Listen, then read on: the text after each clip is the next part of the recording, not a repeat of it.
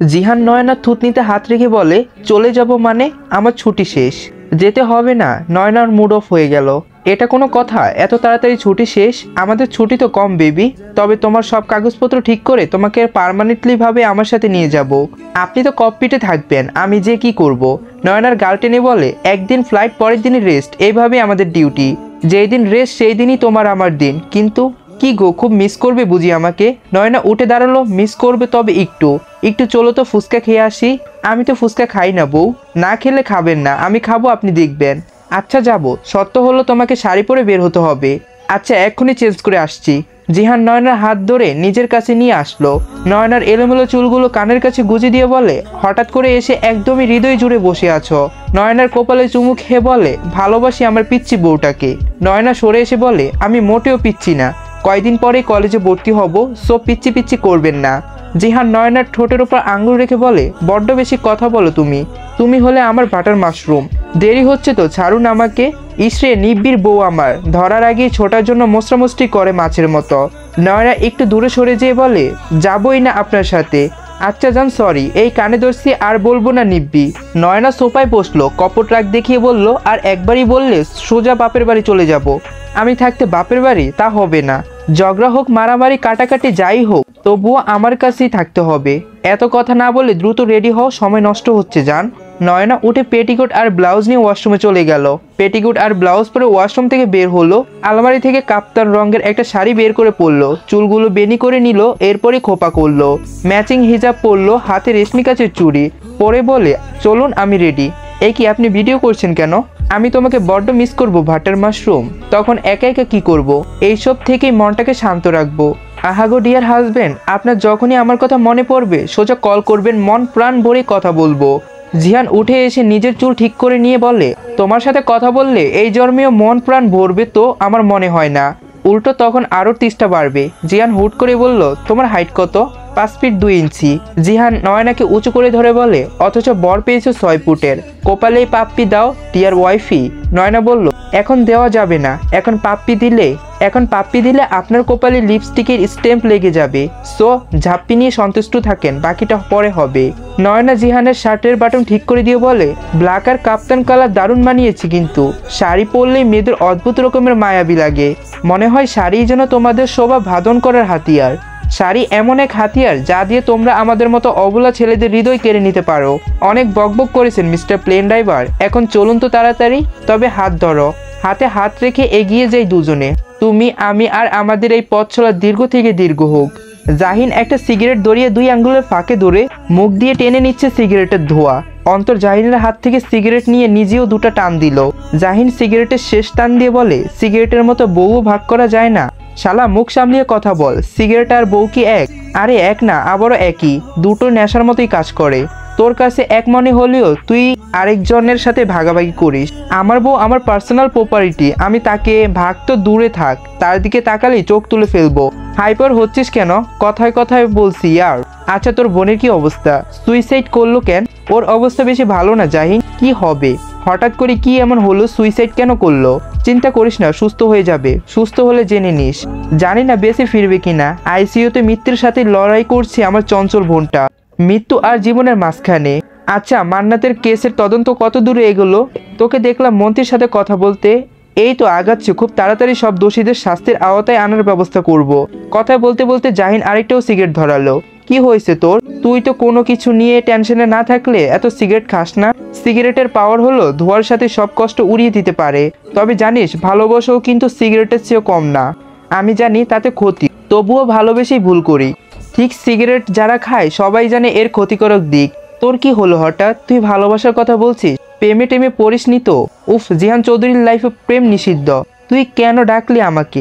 জাহিন, আমি ঋতু সুইসাইডের মতো ডিসিশন নেওয়ার কারণ জানতে চাই। আমার বোন মাত্র কলেজে পড়ে, সে কেন এত বড় একটা পদক্ষেপ নিবে? এর জন্য তোর সাহায্য চাই। আচ্ছা টেনশন করিস না, ঋতু ঠিক হয়ে যাবে।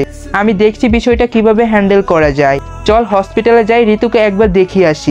জাহিন আর অন্তর বাইক নিয়ে বের হয়ে গেল হসপিটালের উদ্দেশ্যে। অনিকেত চেম্বার থেকে বের হয়ে এতিমখানায় আসলো। জামাল সাহেবের সাথে দেখা করে বলল, আচ্ছা আঙ্কেল, আমাকে এইখানে কে রেখে গিয়েছিল? জামাল সাহেব অনিকেতের দিকে তাকিয়ে বলে, এতদিন পর হঠাৎ এই কথা কেন বাবা? আঙ্কেল, আমার খুব জানতে ইচ্ছে করে কে আমার বাবা মা, তারা কেনই বা আমাকে ফেলে রেখে গেছে, আমার দোষটা কোথায়? জামাল সাহেব লাঠি বর দিয়ে উঠে গেলেন। এরপরে ফিরে এসে বলল, এক ভদ্র মহিলা তোমার বয়স যখন 2 বা 1 সপ্তাহ তখনই এখানে রেখে যায়। আমি আর তোমার চাচি দুজনই তখন এখানে নতুন। চেহারা ঠিক মতো মনে নেই, তবে দেখেই মনে হয়েছিল বড়লোক বাড়ির মেয়ে হবে। জিজ্ঞেস করলাম, এত ফুটফুটে বাচ্চাটাকে রেখে ফেলে যাচ্ছেন? মেয়েটা কান্না করতে করতে বলল, আমি অবাগা, জানি না বড় হয়ে এই সন্তান কোনোদিনে আমাকে ক্ষমা করবে কিনা। তবে তাকে বলে দিয়েন তার মা অসহায়, তার মাকেও যেন ক্ষমা করে দেয়। তারপর কোনোদিন আর আমার খোঁজ করতে আসেনি। এসেছিল 6 মাস পর্যন্ত আসতো, সে তখন ভার্সিটিতে পড়ালেখা করে। এসে MA তোমাকে খাইয়ে যেত, মুখ ঢাকা থাকতো, শুধু চোখ দুটোই দেখতাম। শরীফ স্যারের কাছে টাকাও দিয়েছিল অনেক তোমার রাখার জন্য। তারপরে আর কোনোদিনই আসেনি? না বাবা, আর কোনোদিনই দেখিনি তাকে এই আঙ্গিনায়। তাই আমার কি মনে হয় জানো? কি মনে হয় আঙ্কেল? মনে হয় প্রেম ঘাটি জটিলতা আসিল তোমার মায়ে। বুঝই তো উঠিতা বয়সের মাইয়ারা অভাইয়া সমাজে কি হারাইয়া মাইনা নিব। সবাই কইব না এই সন্তান কার। মনে হয় হের প্রেমিক হেরে ধোকা দিয়েছে, এর জন্যই তোমারে রাইখা গিয়েছে নিরুপায় হইয়া। আমি কি তার নাম জানতে পারি? শামসুন নাহার নাম কইছিল তোমার চাচির কাছে।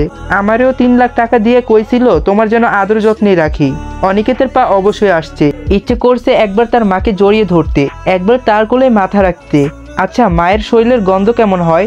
মায়ের শরীরে নাকি মামা গন্ধ থাকে, আঁচলে থাকে সন্তানের জন্য ভালোবাসা। আমি একবার সেই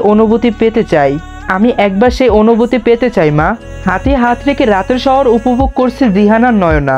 নয়নার হাতে একগুচ্ছ হলুদ গোলাপের মাঝখানে একটা টকটকে লাল গোলাপ। জিহান বলল, তোমার হৃদয়ে এই লাল গোলাপের মতোই আমার জায়গা। সবার মাঝে থেকেও আমি ভিন্ন। তোমার হৃদয়ের চাঁদ আমি। আপনি কি জানেন না, হৃদয়ে সবাই থাকে না। হৃদয়ের মানুষ ছাড়া হৃদয়ের কারো জায়গা হয় না। বড্ড বোকা আপনি। তুমি আমাকে আপনি করে বলবে না, আমি তোমার একান্ত ব্যক্তিগত তুমি। পুরুষ মানুষ প্রেমে পড়লে বোকা হয়ে যায়, কথাটা কি সত্যি? তা তো জানি, তবে তুমি তাকালে আমি হয়ে যাই বোকা। আমার পৃথিবী যেন থমকে যায় তোমার চাহনিতে। কি আছে তোমার এই আঁখি দুটিতে? আফিম আছে, তাই আমার সাথে দৃষ্টির মিলনের আগে সাবধান। তোমার চাহনিতে যদি আফিম থাকে, আমি সেই নেশায় নেশাগ্রস্ত হতে রাজি, একবার না বহুবার শতবার। নয়না শাড়ির কুচি ঠিক করছে। জিয়ান হাঁটু মুড়ে বসে পড়ল। নয়নার হাত সরিয়ে দিয়ে নিজের হাতে ঠিক করতে লাগলো নয়নার কুচি। রাস্তায় কত মানুষ চলাচল করছে, তারা বাঁকা চোখেই তাকিয়ে দেখছে। কি করছেন সবাই দেখছে তো। লোকে দেখলে দেখুক, আমার বউ, আমার দায়িত্ব, আমার ভালোবাসা। তা এতটুকু কাজ করব না? লোকে পাগল বলুক, তবুও আমি তোমায় ভালোবাসবো। ইস, ভালোবাসার জন্য বাসায় আমাদের রুম আছে তো। রুমের মধ্যে ভালোবাসার চাহিদা থাকে, এই ভালোবাসার যত্ন আছে। আমি শুধু রুমের মধ্যেই ভালোবাসবো আর বাহিরে বউকে পাত্তা দেব না, এমন মোটেও হবে না। দরকার পড়লে তোমাকে কোলে তুলে নিয়ে হাঁটবো। হয়েছে, চলুন ফুচকা খাবো। এইভাবে বললে নড়বো না। চলো ফুচকা খাবো। যাহা হুকুম মেরি রানী। 1 প্লেট ফুচকা নিয়ে নয়না খাচ্ছে। জিহান নয়নার দিকে তাকিয়ে আছে। আচ্ছা, ভালোবাসার মানুষের প্রতিটা কাজই এত মনোমুগ্ধকর কেন? মনে হয় আমি ফুচকা খাওয়া না, পৃথিবীর সবচেয়ে সুন্দর দৃশ্য দেখছি। ভালোবাসার মানুষকে এক অন্যরকম অনুভূতির জগতেই নিয়ে যায়। নয়না জিহানের মুখের সামনে একটা ফুচকা ধরে বলে, এইভাবে তাকিয়ে কি দেখছেন? দেখছি আমার বউ ফুচকা খাচ্ছে, এর চেয়ে সুন্দর দৃশ্য কি আছে? আপনি বড্ড বেশি কথা বলেন। নিন, হাঁ করুন তো। জিহান হাঁ করে ফুচকা মুখে নিল। দূর থেকে দাঁড়িয়ে জাহিন এই দৃশ্য দেখলো। একটা কেসের ইনভেস্টিগেশন করতে বের হয়েছিল জাহিন। এমন দৃশ্য দেখেই থমকে দাঁড়ালো। তার মনে হচ্ছে সামনের মানুষ জিহান কেন হলো, সে কেন হলো না। হঠাৎই নিজের মধ্যে ফিরে এসে বলে, সি জাহিন, সামনে দাঁড়িয়ে থাকা রমণীর সম্পর্কে তোর ভাবি। তোর চিন্তা ভাবনা এত জঘন্য হতে পারে না। জাহিন কিছুটা সামনে এগিয়ে গেল নিজের গন্তব্যের দিকেই, তবে কিছু একটা ভেবে আবারও ফিরে আসলো। এসে দেখে জাহিন আর নয়না নেই। জাহিন বাইক রেখে সামনেই হাঁটা শুরু করলো। দেখতে না পেয়ে ফিরে এসে আবারও বাইক স্টার্ট দিল। নয়না ফুচকার প্লেট টুলের উপর রেখে নিজেই উঠে দাঁড়ালো টুলের উপর। ঝুঁকেই জিহানের শার্টের বাটন লাগিয়ে দিল। জিহান নয়নার দিকে তাকিয়ে বলে, ভালোবাসি প্রিয়তমা অর্ধাঙ্গিনী। নয়না টুল থেকে নেমে বলে, বিল পরিশোধ করে চলুন।